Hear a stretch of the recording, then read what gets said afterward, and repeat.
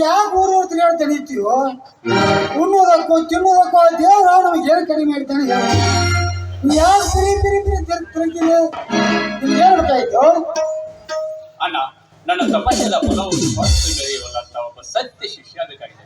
ಹುಡುಕುತ್ತೇನೆ, ಆದರೂ ಎಲ್ಲಿ ಸಿಗುವಲ್ಲ. ತಮ್ಮ ಒಂದಲ್ಲ ಎರಡಲ್ಲ ಹತ್ತಾರು ತಿರುಗಿ ಬಂದ್ರು ನಿಮ್ಗೆ ಒಬ್ಬ ಶಿಷ್ಯ ಸಿಗಲಿಲ್ಲ. ನಿನಗೆ ನಿನ್ನ ಪಾಠಶಾಲೆಯಲ್ಲಿ ಹಲವಾರು ಹುಡುಗಿರ್ತಾರಲ್ಲ, ಅವರಲ್ಲಿ ಯಾರನ್ನಾದ್ರೂ ನಿನ್ನ ಶಿಷ್ಯ ಅಂತ ಹೇಗೆ ತೆಗೆದುಕೊಳ್ಬಾರ್ದು? ಹಾಗಲ್ಲ, ಸತ್ತು ಇಲ್ಲದ ಮನುಷ್ಯಗಳು, ಗಂಧವಿಲ್ಲದವರು, ಯಾವ ಕಾಲಕ್ಕೂ ಬಾಳದಂತ ಹೂವೊಂದನ್ನು ನಾನು ಹುಡುಕುತ್ತೇನೆ.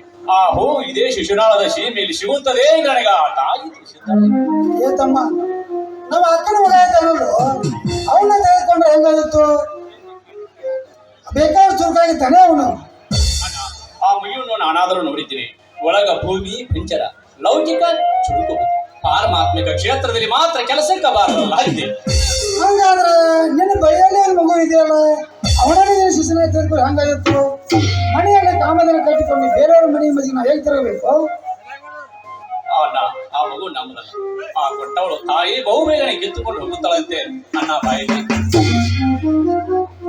ಆ ಮಗುವಿಗೆ ಎಳೆತನದಲ್ಲಿ ಮೃತ್ಯು ಹೋಗಿದೆ ಅಂತ ಇದನ್ನು ತಿಳಿದು ನಿನಗೆ ದುಃಖ ಹೋಗೋದಿಲ್ಲ. ಆ ಮಗು ಸಾಯುತ್ತದೆ ಅಂದ್ರೆ ನಾವು ಹೇಗೆ ದುಃಖ ಪಡಿಬೇಕು? ಅದು ಹುಟ್ಟಿದಾಗ ನನಗೆ ಹೀಗಾಗಿಲ್ಲ, ನಾಳೆ ಸಾಯುತ್ತದೆ ಅಂದ್ರೆ ದುಃಖವಿಲ್ಲ. ಹುಟ್ಟು ಸಾವುಗಳ ಜೀವನ ಒಂದರೆ ಹೊಸ ಅಂಗಿ ತೊಟ್ಟರೆ ಜೀವನ, ಹಳೆ ಅಂಗಿ ಕಳಿಸಿ ಬಿಸಾಕಿದರೆ ಅದೇ ಸಾವು. ಇದರಲ್ಲಿ ನಮ್ಮದನ್ನು ಪಟ್ಟವರು ಕಿತ್ತುಕೊಂಡು ಹೋದರೆ ನಡಿಗಿನಾರು ನಾವು ಏಕೆ ದುಃಖಿಸಬೇಕನ್ನ? ಏ ತಮ್ಮ, ನಿನ್ನ ಕರುಳಿನ ಚೂರನ್ನು ಸಾಯಿಸಿದ್ದಾರೆ, ನೀನು ಅದನ್ನು ಉಳಿಸಿಕೊಂಡಾರೇನು? ನಮ್ಮ ಬುದ್ಧಿಗಂಟನ್ನು ನಾವೇ ಹೊಡ್ಬೇಕಲ್ಲ. ಏ ತಮ್ಮ, ನಿನ್ನ ಮಗು ಇಲ್ಲ ಆದ್ರೆ ನನ್ನ ಮಗುವನ್ನು ಅವರು ನಿನ್ನ ಶಿಷ್ಯನಿಂದ ಸ್ವೀಕರಿಸಲ್ಲ.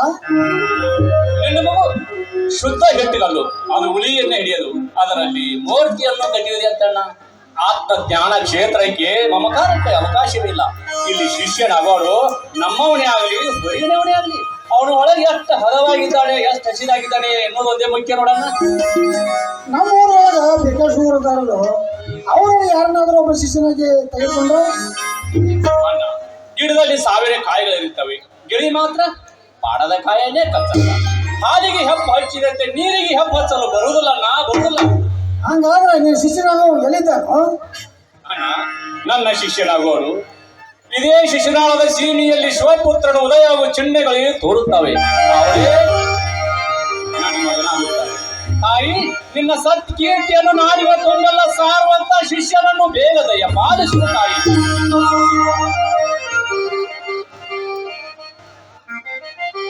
ಯಾವ ಶಿಷ್ಯ ಅಂತೀನಿ ಅಂತೂ ನನ್ನ ತಮ್ಮನಿಗೆ ಒಂದು ನಮೂನೆ ಹುಚ್ಚ ತಲೆಗೆ ಇರುವಂತ